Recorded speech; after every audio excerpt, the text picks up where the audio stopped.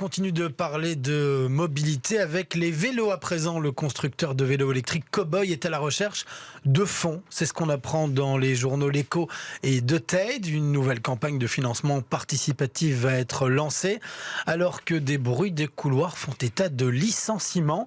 Grégory Ienko, vous revenez pour nous sur l'histoire de cette entreprise qui a rapidement grossi dans le paysage bruxellois. Oui, c'est une start-up qui a rapidement grandi, qui brasse des millions d'euros actuellement, depuis sa fondation donc en 2017, par Tanguy Goretti, Karim Slaoui et Adrien Rose, qui était l'ancien PDG de Take It Easy, l'entreprise de livraison par vélo électrique déjà à l'époque. Déjà 4 levées de fonds qui ont été menées depuis le début.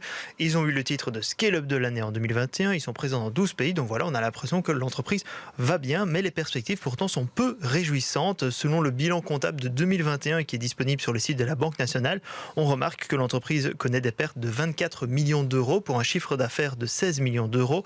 Et les pertes reportées sont même de 50 millions d'euros si on revient depuis 2017.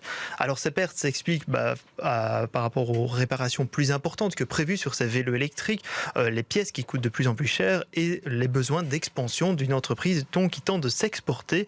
Donc Cowboy veut croître et Adrien Rose confirme dans l'Écho qu'il espère présenter un premier bénéfice annuel pour 2024.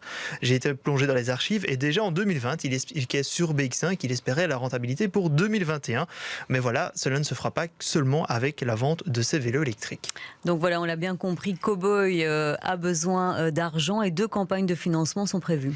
Oui, donc il y a d'abord une nouvelle campagne de financement participatif qui serait en cours d'élaboration. Ils avaient déjà tenté cela en 2019 pour récolter 1,4 million d'euros, un objectif atteint en 12 minutes à l'époque. Cette fois, ce sera un peu plus selon l'Écho et de Tate. On serait à un objectif de maximum 13 millions d'euros, ce qui serait tout simplement la plus grande campagne de financement participatif dans l'histoire de la Belgique.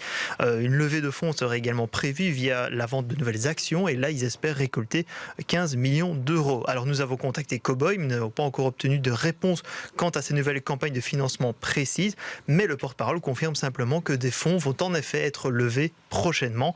On n'a pas non plus de confirmation concernant cette information de détail selon laquelle l'entreprise se serait séparée de 20% du personnel depuis le début de l'année.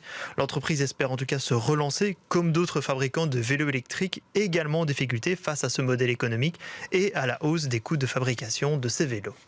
Merci beaucoup Grégory Ienko. On sera donc attentif l'année prochaine de voir si Cowboy sera en bénéfice pour 2024.